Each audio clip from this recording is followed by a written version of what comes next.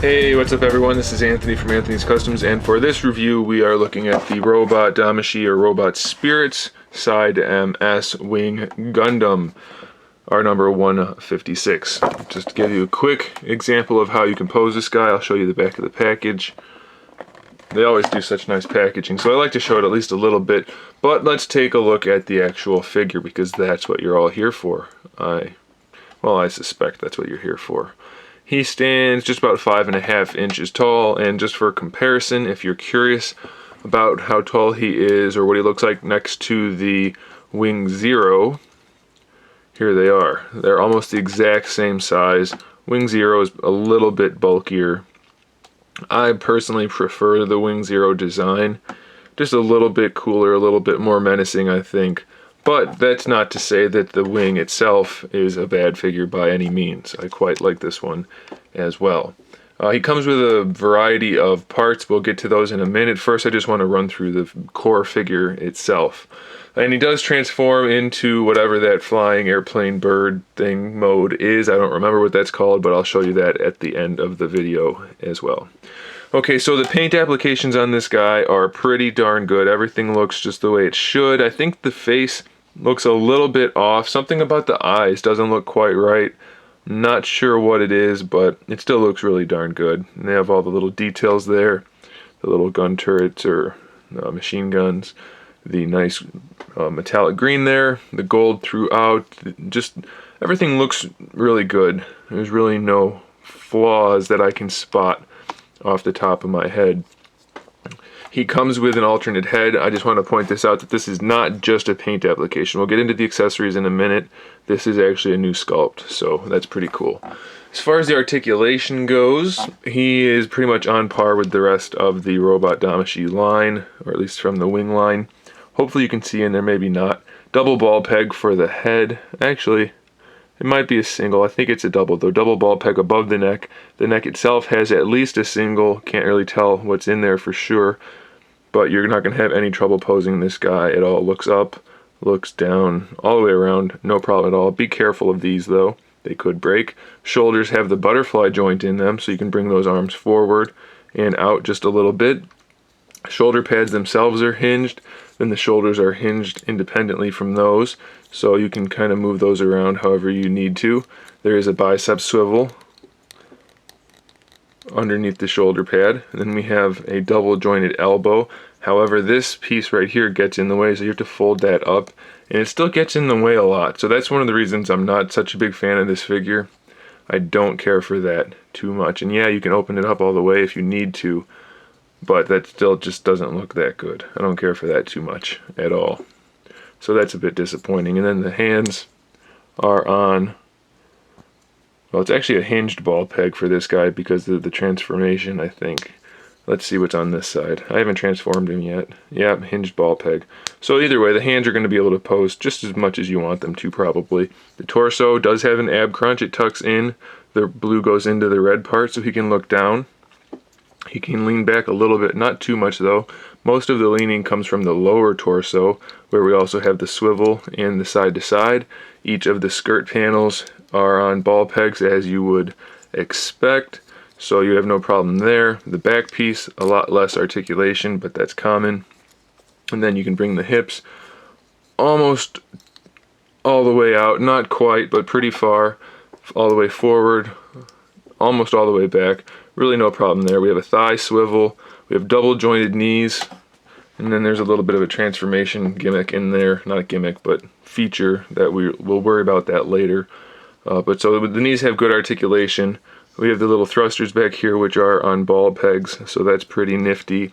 Then the ankles have the toe joint, so that's really not part of the ankle, but the toe can fold up a little bit all the way down. This piece is individually articulated on a ball peg. You can see that in there. The ankle has a pivot at the top, and then this part right here can swivel.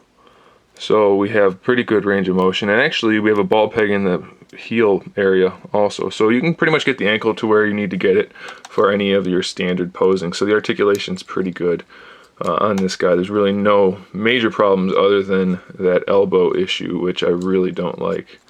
but it is there nonetheless. So everything looks pretty good there. He does, of course, have the wings, the little backpack that snaps on back there. So that's pretty nice.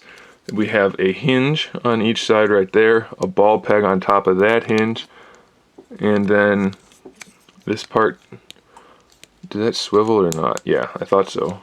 I was gonna say, I don't think I broke it earlier. That swivels there, and we have a hinge in the blue part. The yellow part is hinged, goes all the way out.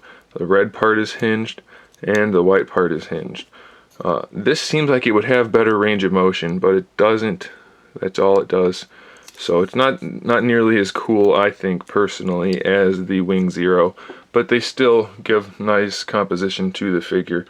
They look a bit angelic almost when he's posed like this, but once you open them up, they almost look like butterfly wings, which is not something unheard of for Gundams. So that may be intentional. I don't know. I don't care for the design nearly as much as the Wing Zero, but they do look good nonetheless. Okay, let's talk about what he comes with. So we already said he does have the alternate head. This is just from when he gets the poop kicked out of him. So he's got half of his face missing, the eye pushed in, and some scorch marks. So that looks really cool. Don't think I'll ever actually display him with that, but it is there. He does have the shield, which is really the cockpit of the airplane mode or whatever that is. And this has a hinge here. And a cool thing about this is you can actually store the beam saber handle down in there so that you can open it up and he can pull it out from in there. So that's pretty nifty. It has a grip here, which is a ball peg, or connected to a ball peg. So that's pretty cool. And then this opens up and spins around and snaps into his forearm. So that snaps into those little tabs right there. And then if I had the right hand on him, that would go into his hand so he can hold the shield. So that's cool. And then we mentioned the beam saber handle. So we have the standard really nice bright green beam saber, looks awesome. Then we also have the slashing beam saber, which also looks really good. And this has a bit of a frosting effect on there, so that's really sharp, really cool. We have a blaster, which has some various different colors of molded plastic and some paint going on.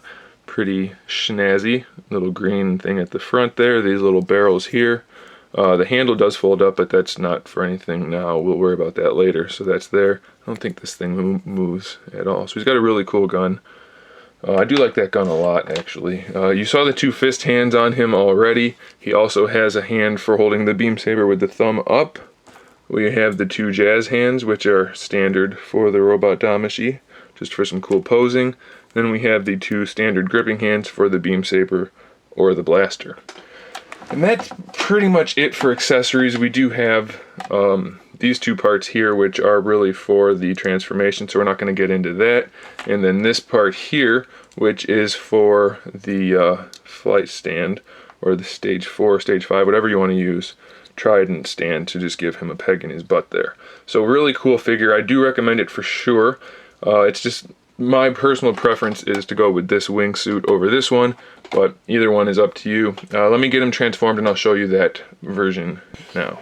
Okay, so this is him transformed into that airplane vehicle mode that I mentioned, and all it really takes is some moving around of the parts. It's a lot like a transformer if you're familiar with those at all. The only thing is you have to swap out the abdominal section, and that's about it really. Then you just snap some stuff together and bend. You can see you bend the legs around to get the knee thrusters to stick down, fold the arms up, turn the head around really, and then you have a new display stand peg that snaps into the new torso, which is underneath there. You can't really see it.